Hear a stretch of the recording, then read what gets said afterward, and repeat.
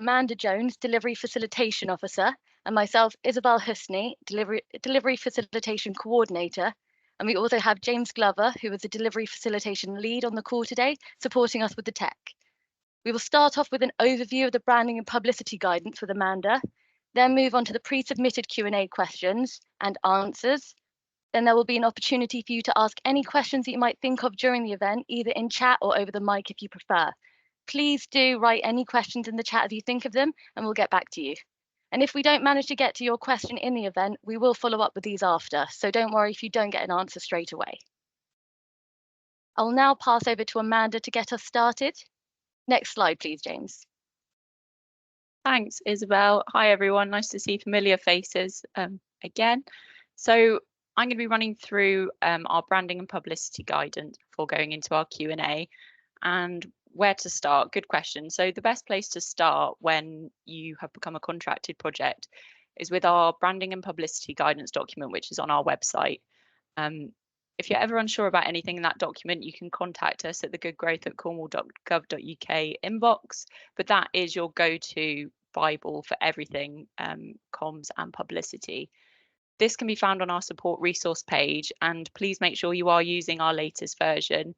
We're currently on version 12, which has been updated this week, just with a few tweaks to some wording after some feedback that we've got from the Q&As that have been submitted.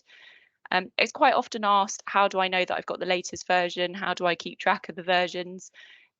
All our changes mainly are around wording. So it might be correcting spelling mistakes. It might be just rearranging the words so it makes more sense. It's usually based on feedback we've got from projects. If they're ever unsure, we just try to simplify it. So please do submit any feedback so we can update.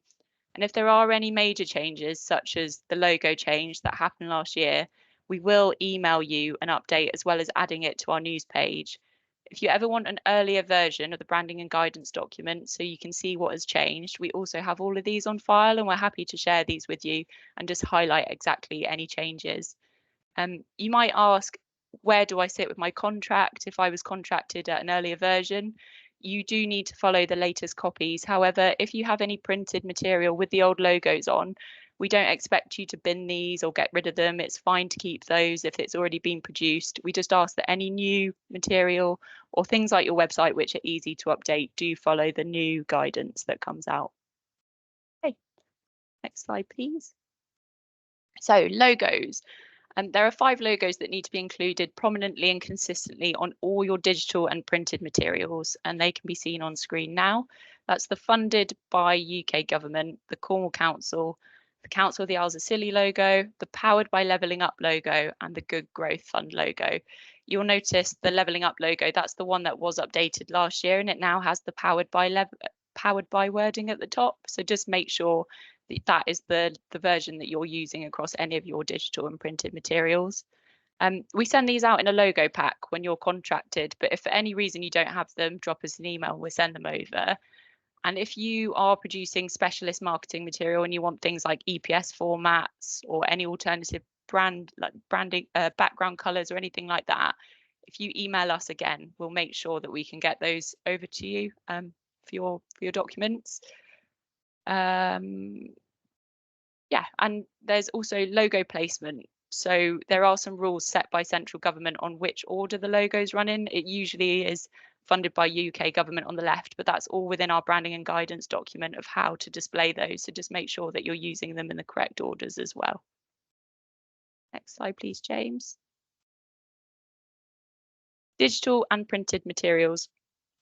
So I think there was some confusion around what wording is needed where. So we have updated our guidance document so it's super clear now. And this is the statement that does need to be used across all of your digital and printed materials where possible.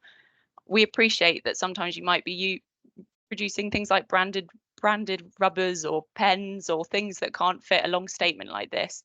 So if for any reason you can't fit this statement onto your digital or printed materials, please contact us and we'll give you approval for a shortened statement to be used. Yeah, we're happy to work with you. We want it to look sensible and good. So just let us know if for any reason you can't fit that on, and we will make sure that we sign off the shorter statement for you. There's also some additional wording in our guidance that should be added if it can be, and that's to things like your website, and it just has links to the central government pages and also further details around funding. But we've made that super clear in the guidance now, so if you've got any questions off the back of that, just let us know. But this is the statement that should, as a general rule of thumb, be used across everything. Next slide, please. So here's some examples of digital and printed materials. We'll share the slides after this event, so don't worry about jotting this all down, but it's a loose list of what should have those logos and statements on. You can see it goes from job descriptions to your business cards, press notices, e-newsletters. It's pretty much everything that you're producing that has received SPF funding, and we can sign all of that off you if you're ever unsure on how to use those logos or what statements to be used on there. Next slide, please, James. Okay, press releases. So there's two types of press releases. You might be doing one as an organisation yourself, and we also will be putting out press releases across the programme. If you're doing any press about your SPF funded project, we ask you to send that in to us a minimum of 2 weeks in advance of that going out. And I wanted to explain exactly why we asked for that 2 weeks notice and the process, so you know why we do need that. When it comes into Isabel and I, we have to send that to our internal comms team, and they will go away and get a counsellor's quote. And that will be done individually for every single press release that comes in. That then gets sent back to us, and we make sure that all the relevant statements and logos are on there, and then we'll send that back to you as the project ready to go out. All press releases do need to have that statement and reference to funding and the logos and the opportunity for counsellors' quotes to be provided. So please do send them in before anything goes out. And then with our internal press releases, we used to do these on a project by project basis, but now we're in full delivery. We've got too many projects going live at the moment. So we're bringing projects together and doing sector specific releases such as agri-food or mining or the creative sector. So we'll be in contact with you if for any reason your project's been chosen to be part of that release and work with you to put something together. It's also worth mentioning as well, in any press releases, we require you to have a notes to editors, and that's an extra piece of text that can be found within our guidance document, and you can copy and paste that straight into your press releases. Next slide, please, James.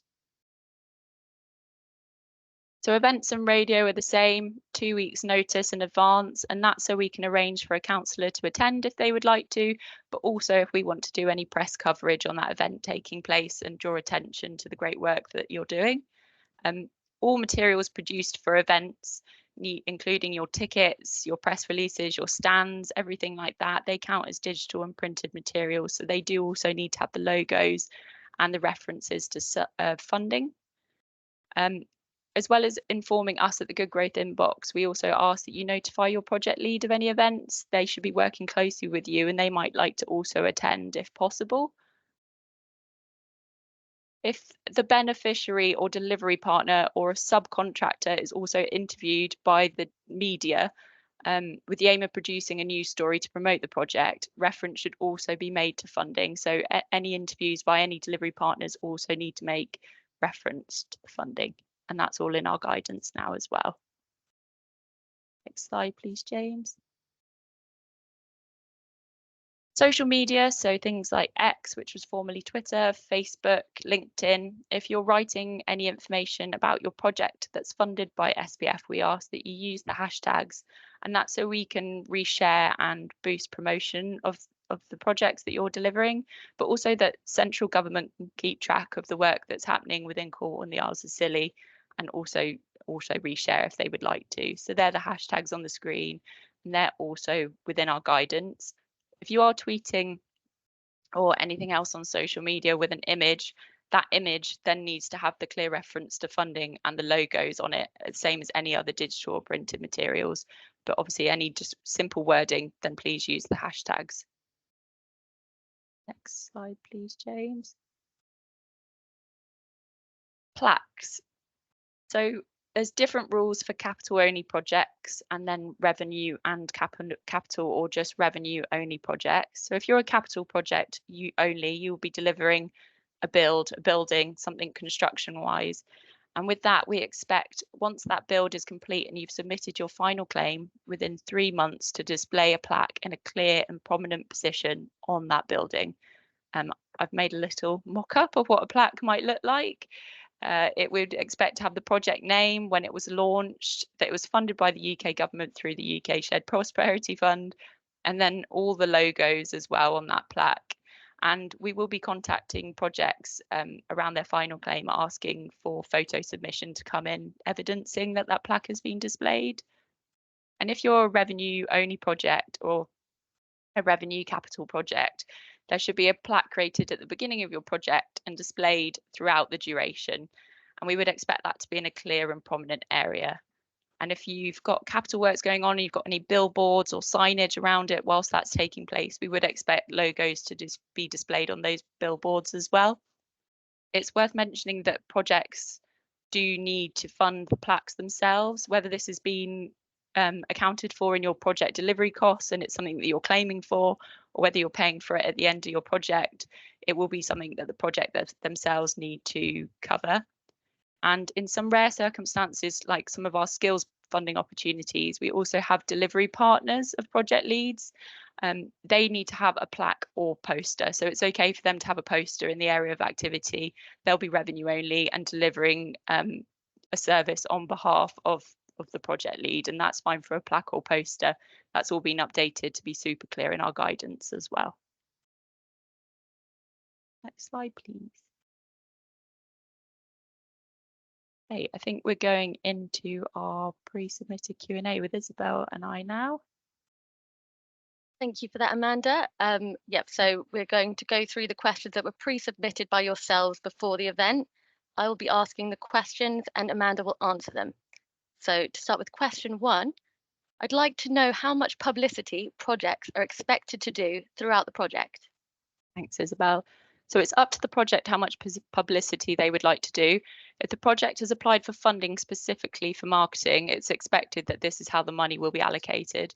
However, there is no expectation on the amount, only what is done is compliant and that we get the opportunity to boost and reshare any promotion that you do. Thank you. So question 2, referring to the plaques and billboards section in the guidance, do all of our specialist providers need to purchase a plaque or billboard ready for completion of the project, or is this referring to the lead delivery partner only? Great. So I think I just covered that off in the presentation. However, the lead project applicant will need the plaque, and then the delivery partners in receipt of SBF funding will also need to display a plaque or poster in a prominent position within their building, including all the mandatory logos and the clear references to funding. Perfect, thank you. So question 3, can you look through any materials that we create to make sure that they are compliant? Yeah, most certainly. So send anything through to the Good Growth inbox, and then Isabel and myself will pick that up and come back to you as soon as possible. Question 4, in regards to radio ads, could you confirm if the following statement is okay to use, please? This project is funded by the UK government through the UK Shared Prosperity Fund. Yeah, that's the correct statement, and that's also in our guidance document as well. Question 5. Version 9 of the Branding and Publicity Guidance includes the addition of the need for a plaque for revenue projects. Is this absolutely needed if we are displaying an A3 project poster? Please note that we are now on version 12 of the Branding and Publicity Guidance rather than version 9. Yeah, so any revenue only projects, if you're the project lead, you will need a plaque. And if you're a delivery partner of that project, it would be a plaque or poster. But the lead project applicant needs a plaque, not a poster. And question 6. In what circumstances can we use the shorter phrase, this project was funded or part funded by the UK government through the UK Shared Prosperity Fund, instead of the overly long and wordy version, this project is funded or part funded by the UK government through the UK Shared Prosperity Fund. Cornwall Council has been chosen by government as a lead authority for the fund and is responsible for monitoring the progress of projects funded through the UK Shared Prosperity Fund in Cornwall and the Isles of Scilly. Well done, Isabel. You got that out in one go. So we've updated the guidance to make it clearer. The longer statement should be used, if possible, on all digital and printed materials. The shorter statement, if that is more appropriate, just contact us and we can approve that for you. And that's now super crystal clear in our guidance for you all as well. Thank you. So question 7. is it possible to be notified when there's an updated version of the branding and publicity guidelines, please? Yeah, so it's the project's responsibility to check the website regularly for updated versions. As I mentioned, most of the changes are small spelling mistake corrections. They're just reordering the wording, adding in sentences so things become clearer if anyone raises any questions. If any major changes are made or it impacts your contract in any way or you're expected to deliver something, we will be emailing round, letting everyone know and also adding it to our news page. Thank you. And last question, which is very linked to the previous one. Can there be a version control page added to the guidelines so we know what changes have been made?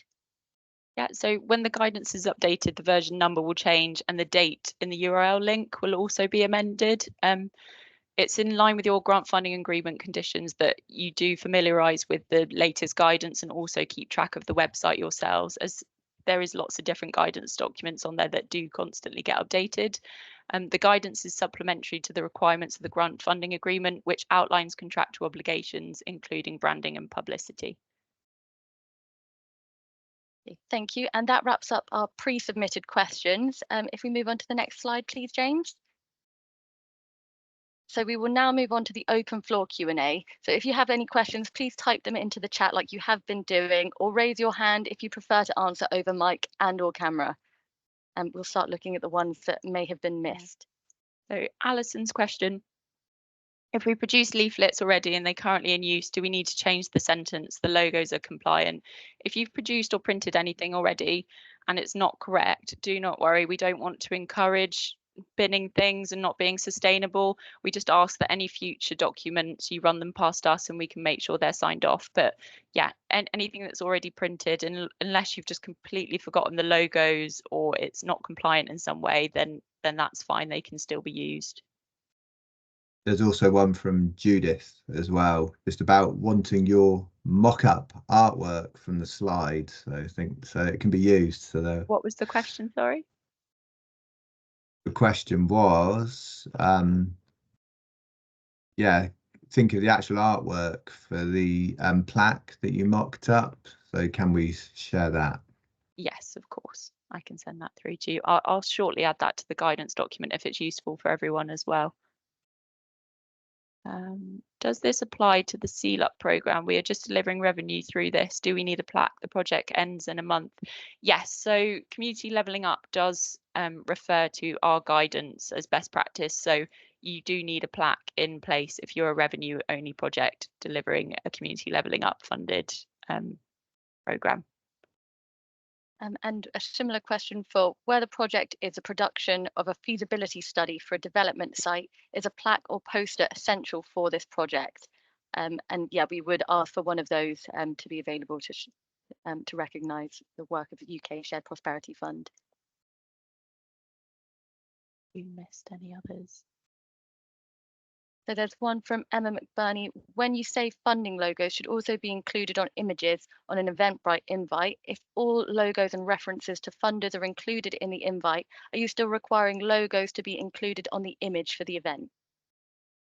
Yes, if it's a web page and you've got all the logos on that page, that would cover it. I think we've got to apply kind of an approach here that as long as the logos are included on that page, along with a clear reference to funding in a prominent position, we're not going to expect you to duplicate just below if it's already there. But if you're ever unsure for any reason, do just ping over a link to that page and we can just approve it for you quite quickly with those kind of things.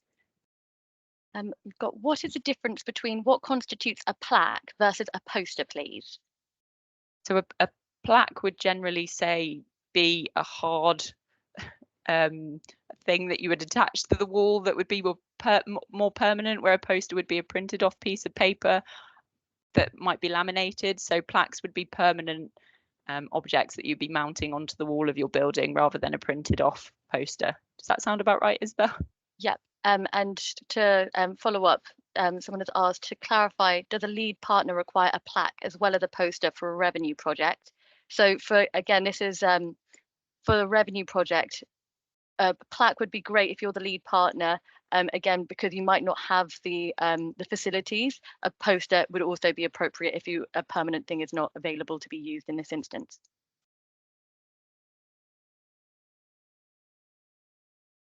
Does the post have to be A3 or can they be A4? I think the guidance previously stated that the posters needed to be A3, but I can double check that and follow up with that in our Q&As afterwards. There is specific information on size on the guidance document. There's also one from Diane there, which says if our press release included all branding as required, but press do not include that, are we still okay to use the article as evidence if it includes the press release sent? So we've had some press have been resharing articles that projects have put out themselves. If you've put out a press release yourself and you've made it compliant and then it's been picked up by wider local or national media and they haven't taken that in, that's not your fault and out of our control. So you won't be penalised for that. But if you are working with that news outlet, we do ask you to ask them to make sure those areas are covered, but you won't be penalised if it's picked up as a separate story and they've left out any notes to editors or anything like that. We just ask that if you are working with them, you do put this in as a request. Does that cover that question? Yeah, I think so. Yeah, so the key thing is as long. Yeah. Was someone talking then? Yeah, sorry, it was me, Diane, who asked that question. Hi, Diane. You okay? Yeah, good. So if we move on to, for a talk in podcast, do we need 2 weeks notice? So if you're going to be doing a podcast, you just need to make sure that you're compliant within that podcast. I would say that this is a digital material. It's different to an interview on the radio. Just make sure that you're making clear references to funding within that podcast. And we've got, if the project ends in March, how long does a plaque have to remain afterwards? James, can you come in on that one?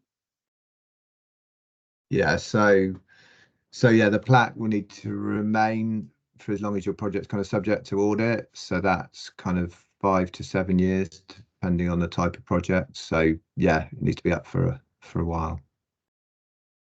So then we've got, can a plaque be a framed poster? And I think this again goes to the permanence of it. So a framed poster might not have the same permanence as a plaque. Thanks, Isabel.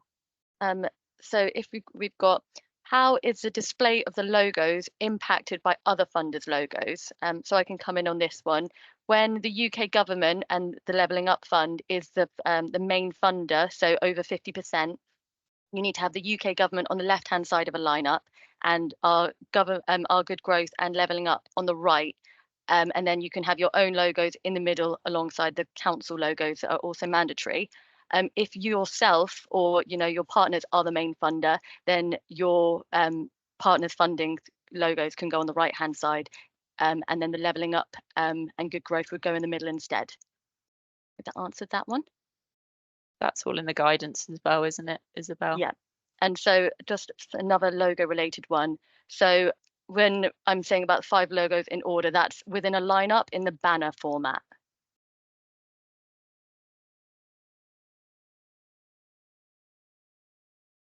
You've got, can we put the logo of our business partner in the slides, documents, etc.? Yes, you can. Just follow the logo placement rules that I just outlined about if you're the dominant funder, you can be on the right-hand side. The UK government always needs to be on the left-hand side. And then, yeah, partner funding, partner logos in the middle unless a main funder.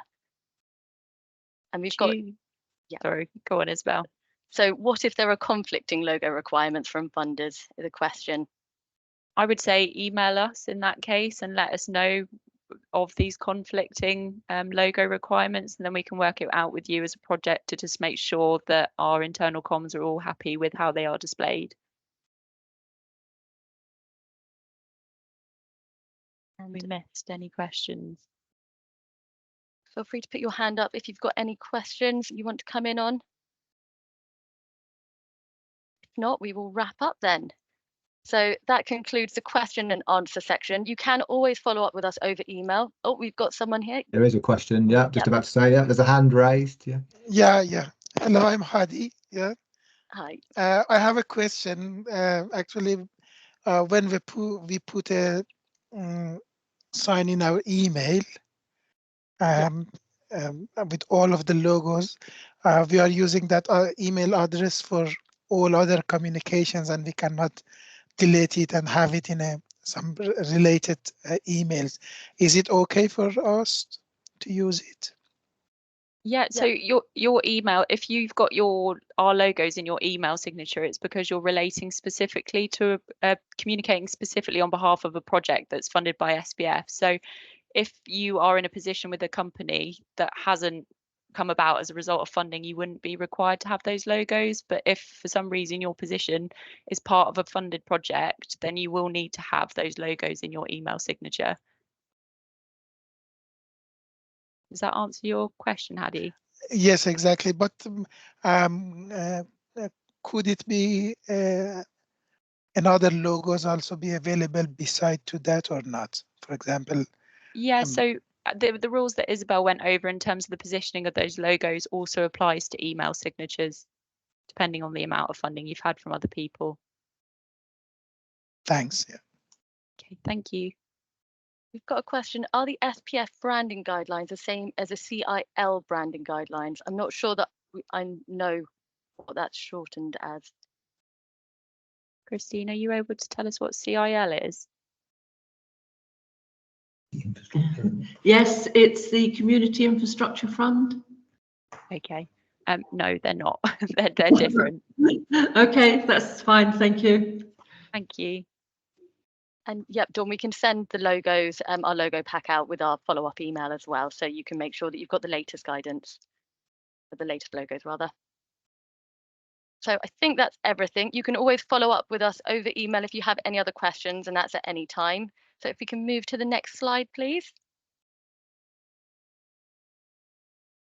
So to summarize, please ensure that all logos are used on all digital and printed materials, along with a clear and prominent reference to the Shared Prosperity Fund. Please send us your press releases at least 2 weeks in advance so that we can get a councillor quote inserted and the piece signed off. If you can share this with us when published as well, we can publicise it on our channels too. Please alert us of any project-related events 2 weeks in advance.